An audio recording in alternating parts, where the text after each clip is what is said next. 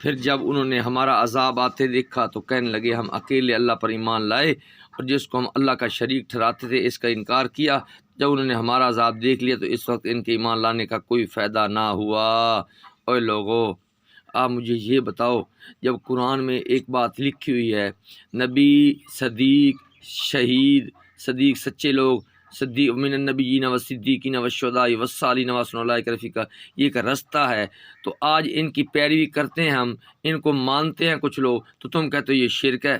او بھائی، جو سچے لوگ ہیں، جو نبی کے بعد صحابہ، شہید، ولی دین لے کے ہیں، ان کی محبت رکھنے سے، ان کے ساتھ دینے سے ہیں، تم کہتے ہو شرک ہے۔ تو پھر ایک عالم مفتی بیٹھا ہے، لوگ اس کا ادب احترام کرتے ہیں، عاجزی کرتے ہیں اس سے کہ وہ قاری صاحب بہت اچھے ہیں، تو پھر یہ بھی شرک ہے۔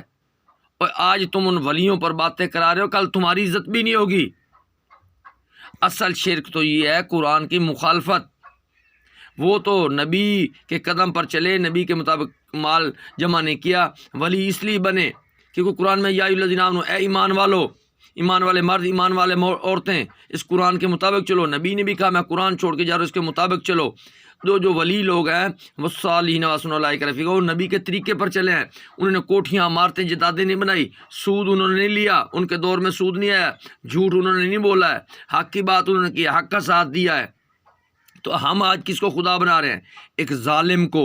ہمارے سامنے ایک بے گناہ قتل کیا جا رہا ہے، ہم ظالم کے ساتھ کھڑے ہو جاتے ہیں۔ ہمارے سامنے ہر آدمی رشوت، سود، بے ایمانی کر رہا ہے، ہمارے میں سکت نہیں ہے کیونکہ ہم نے بھی حصہ کھا لیا ہے، ان سے تنخواہیں لے لی ہیں، بکرے کھالے لے لیے، ہمارا دل بھی نہیں کہتا، ہمارے دل میں زنگ آ گیا ہے۔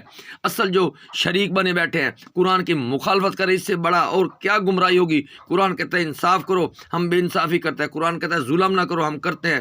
قرآن کہتا ہے ولا تلبسوا الحق بالباطل وتکتموا الحق وانتم تعلمون، حق کو دیدہ دست سے نہ چھپاؤ، سچ کو جھوٹ میں نہ ملاؤ، حق دیدہ دست سے نہ چھپاؤ، میرے نبی کے طریقے پر چلو۔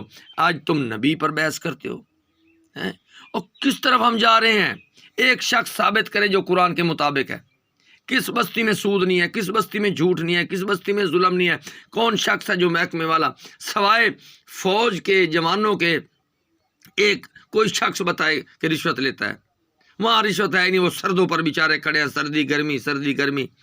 ایک آدھ شخص فوج میں ایک خراب ہوگا تو 1,00,000 ٹھیک ہیں، عوام میں 1,00,000 خراب ہیں، ایک ٹھیک ہوتا ہے۔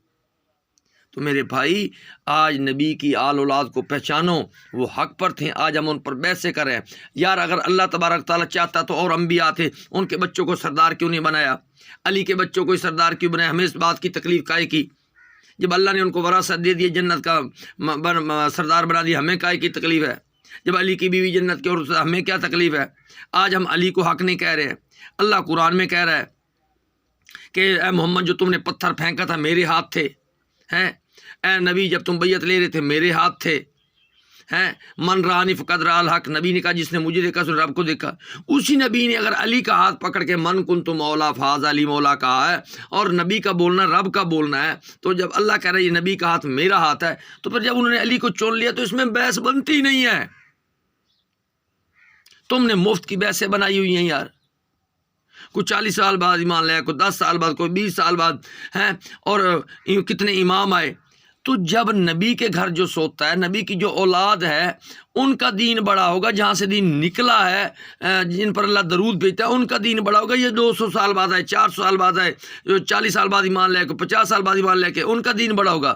یار ٹھنڈے دماغ سے سوچو، میں تمہارے کے ہاتھ باندھتا ہوں، تمہیں قرآن کے حکم، اللہ کے حکم پیارے نہیں ہے، نبی پیارا نہیں ہے، یار تمہیں اولاد تو پیاری ہے نا، تمہیں اپنی اولاد کا واسطہ ہے، جس کے اولاد کے لیے تم رشوت بول رہے ہو، جھوٹ بول رہے ہو۔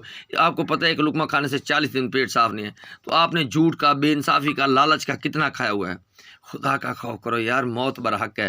اپنے دادا کو دیکھو، پردادا ان کی قبر جا کے ڈھونڈو، پردادا کی قبر ڈھونڈ لو۔ لیکن ایک شخص والصالحین وحسن اولئک رفیقا، مثال کلندر پا کے اس نے اپنا کیا ہے۔ قرآن میں لکھا ہوا جس کو چاہوں میں عزت دوں، جس سے چاہوں ذکر خیر باقی رکھوں۔ ہمیں کلندر سے یا داتا سے کیا لینا دینا؟ انہوں نے اللہ رسول کے مطابق چلیں، اللہ نے اس کو عزت دی ہوئی ہے۔ اب وہ باہر نکل کے کسی سے مسافہ تھوڑی کر رہے ہیں، یا کسی کو چیز تھوڑی دے رہے۔ او جیسے بابا فرید کے دربار کے یہاں کھڑکی لگی ہے، وہاں جنت نہیں ہے، وہاں ٹپ کے گزر کے جانا جنت نہیں ہے. اس کو انہوں نے یہ لکھا ہوا ہے اصل میں کہ یہ یہاں جنت اس لیے قرآن میں لکھا ہے فادخلی فی عبادی وادخلی جنتی، داخل ہو جاؤ میرے نیک بندوں کی صحبت میں. تو انہوں نے کہا فرید کی طرح کھاؤ، فرید کی طرح پیو، فرید کی طرح لڑو نہیں، مال جمع نہ کرو، ہرس ہوس نہ کرو. وہ دنیا میں اس کے بعد بہت کچھ تھا، وہ سب کچھ چھوڑ گیا. بلے شاہ سید تھا، امیر تھا، دولت مند تھا، سب کچھ چھوڑ گیا.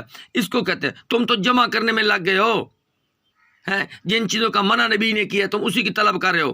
جب قرآن میں لکھا ہے دولت اور مال کسی کام نہ آئے گا، کسی کام نہ آئے گا.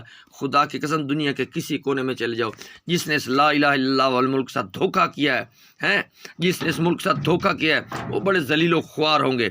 ہیں قرآن کہہ رہا ہے یہود و نصارہ سے مدد نہ لو، ہم ان سے سود پر پیسہ لیتے ہیں، اپنا پیسہ چوری کر کے ان ملکوں میں رکھتے ہیں، پھر وہی پیسہ بھی ہمارا، ہم انہی سے پھر سود پر لیتے ہیں. ان کو 10% دیتے ہیں، ہم سے وہ 30% لیتے ہیں، 10% ان کو دیتے ہیں، 20% وہ خود رکھ لیتے ہیں. پیسہ بھی ہمارا، کھلے بھی ہم کھا رہے ہیں. تو وہی پیسہ بھائی قرآن کا واسطہ ہے. سیاستدانوں سے میرا مشورہ ہے، قرآن کا واسطہ تمہیں اپنے بچوں کے واسطے اپنے ملک میں پیسہ لے آؤ، اپنے ملک میں ملے لگاؤ.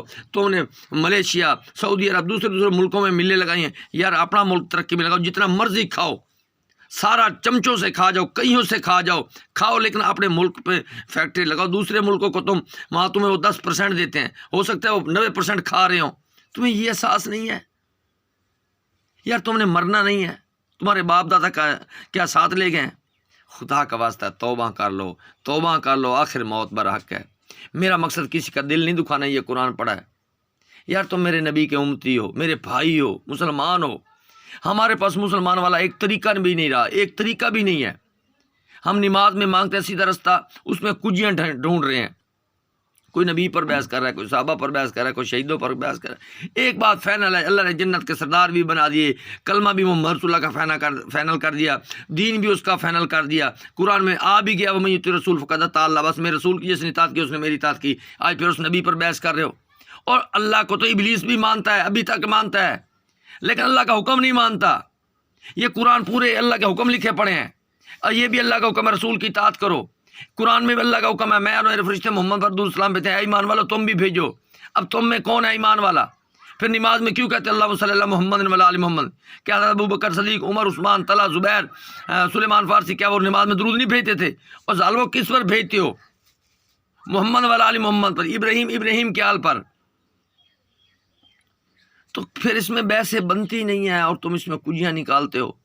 تمام نبی معراج پہ گیا، انہوں نے بھی نماز پڑھی ہے، انہوں نے بھی درود بھیجا ہے. جب قرآن میں ایک بات فائنل ہو گیا وما ارسلناک الا رحمۃ للعالمین، تمام جانوں کے لیے محمد رحمت ہے. آخری نبی نہیں بلکہ آخر الزمان نبی ہیں، تا قیامت ان کا کلمہ رہے گا. تو تا قیامت اس کی اولاد آل اولاد جنت سردار ہے. تا قیامت درود السلام کی آیت پڑی ہوئی ہے. نماز کی آیتیں ڈھونڈ لی ہیں، روزے کی ڈھونڈ لی ہے، اپنے روزی کی ڈھونڈ لی ہے. تو یہ آیتیں تمہیں نظر نہیں آتی کہ جھوٹے پر رب کی لعنت ہے؟ ہیں خدا کا خوف کرو. میرا مقصد کسی کا دل دکھانا نہیں ہے. اور لوگوں توبہ کر لو، موت برحق ہے. ابھی میں قرآن پڑھ رہا ہوں، ابھی سانس نکل جائے کیا پتہ. موت تو آنی ہے. ملک سے محبت کر جاؤ.